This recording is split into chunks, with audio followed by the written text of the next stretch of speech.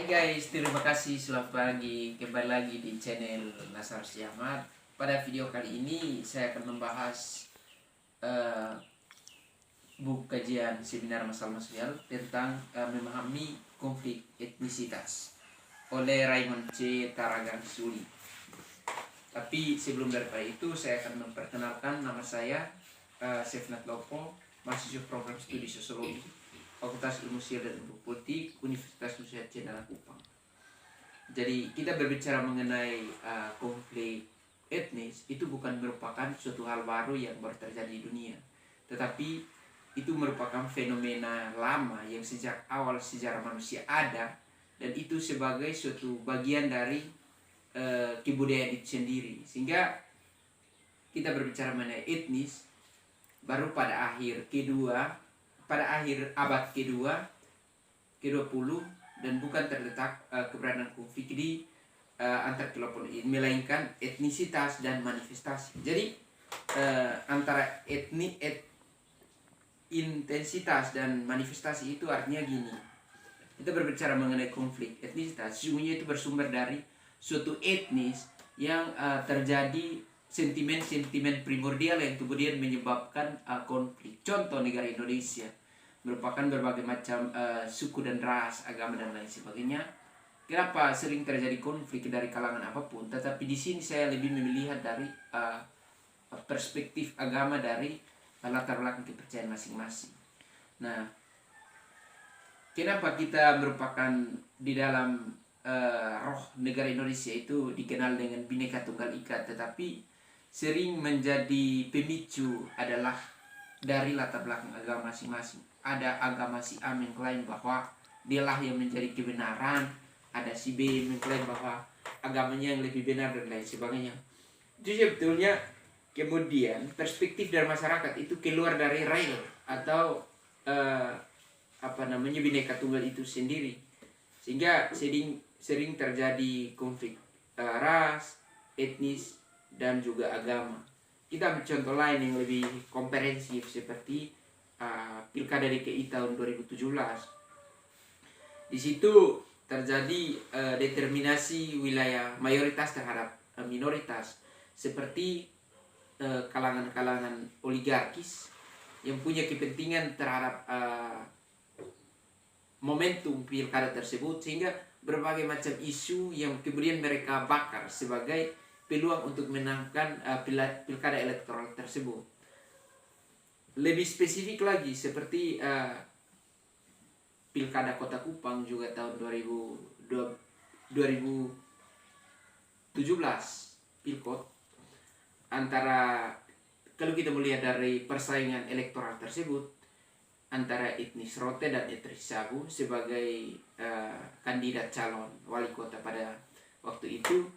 Dan di situ muncul peluang atau muncul sentimen-sentimen manifest atau kesadaran kolektif dari tiap etnis, seperti etnis Rote merasa bahwa tidak ada orang lain yang akan memimpin kota ini, karena mereka menyadari betul bahwa mereka tuh punya kontribusi besar di kota ini, dan mereka mengklaim bahwa mereka lah yang tuan tanah. Sehingga itu tuh secara tidak langsung menjadi suatu kontroversi atau kontradiktif terhadap kebijakan KPU dalam menjalankan pilkada damai. Nah, kalau kita mau kaitkan dengan pendapat daripada Ferdinand Tonis tentang ia berbicara mengenai pemahaman Gemensaf dan Gesellschaft, di situ ada dua pemahaman yang ia bangun, berbicara mengenai bagaimana gaya hidup atau pemikiran orang kota dengan orang desa. Tapi sulit untuk kita bedakan, karena kita sudah terakomodir sebagai masyarakat kota tetapi masih berperilaku seperti masyarakat desa. Kenapa saya katakan demikian? Karena kalau kita melihat dari konteks pilkada kemarin tahun 2017, tentu itu masyarakat Kota Kupang paling banyak berperan atau lebih memperankan dirinya seperti masyarakat desa, karena sentimen-sentimen primordial dari paham etnisitas itu sangat-sangat surplus dan berkelebihan. Buktinya di dalam kampanye-kampanye damai, dikatakan kampanye damai, tetapi dari kelompok pendukung si A datang menjual keburukan si B, dan sebaliknya si B juga ke sana menjual keburukan si A dan lain sebagainya. Buku ini juga merupakan sebenarnya menggambarkan masyarakat Amerika Latin, Afrika dan Asia sebagai penaklukan atau gaya hidup westernisasi yang menjadi kolonialisasi dan menyebabkan terciptanya etnisitas administrasi multi etnis. Jadi dari gambaran daripada negara-negara adikuasa ini atau negara-negara Eropa Barat maupun Afrika Selatan dan juga Asia Barat, itu menggambarkan bagaimana kita melihat persoalan etnis itu sebagai suatu pemahaman kontradiktif di suatu negara. Oleh karena itu, statement pembangunan biasanya berkali-kali terjadi di negara pasca perang yang mengikuti untuk membangun identitas nasional. Jadi agak sulit kalau kemudian di dalam internal daerah saja sudah terjadi kontradiktif. Tentu pembangunan agak sulit untuk jalan, karena antara pemimpin si A berhasil untuk menangkan sebuah kemenangan elektoral, dia lebih fokus untuk kepentingan kroni dan koleganya, sehingga sulit untuk pembangunan nasional itu berjalan maksimal. Contoh, saya ambil pada kesempatan ini, saya merupakan anak kandung Kabupaten TTS. Lihat bahwa antara dari rezim dari pemimpin daerah tersebut lebih memfokus pembangunan itu tidak pernah netral, karena itu tadi sentimen identitas itu menjadi pokok dalam suatu ajang pilkada itu sebagai suatu momen untuk lebih mementingkan kepentingan privasi dan kelompok-kelompok oligarkis itu, sehingga pembangunan itu tidak selamanya merata, harus menjadi orientasi pada kepentingan kelompoknya dan tidak pernah meratakan pembangunan.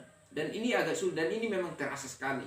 Hanya ada kalanya para pemimpin itu menggunakan sebuah skema dengan melahirkan sebuah regulasi baru, sehingga ketika ada kontradiktif dari masyarakat umum atau melakukan perlawanan terhadap pembangunan itu, yang selalu diperhadapkan adalah regulasi. Nah, kita tahu bahwa kita sebagai negara hukum, tentu ketika kita berbicara mengenai suatu hal yang sifatnya kontradiktif, yang akan kita perhadapkan adalah soal regulasi itu sebagai satu satu jalur untuk melihat sebuah pembangunan dalam konteks hukum.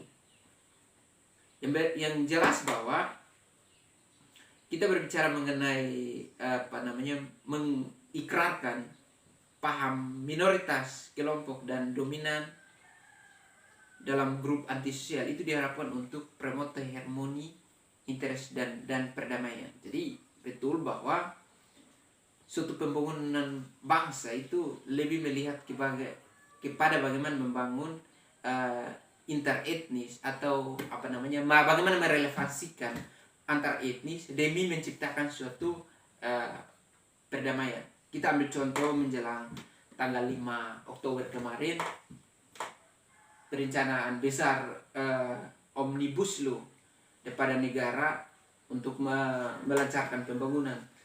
Ya, betul adanya bahwa pemerintah punya tujuan besar untuk meratakan pembangunan, tetapi ada garis keras dari kalangan-kalangan tertentu yang melawan atau melakukan kontradiktif terhadap apa kebijakan daripada negara itu sendiri. Karena kenapa harus dikatakan demikian? Karena kenapa harus dari kaum-kaum tertentu merasa dirugikan, contoh ke kaum buruh, kaum perempuan, dan di kalangan pendidikan pun itu merasa bahwa mereka dirugikan.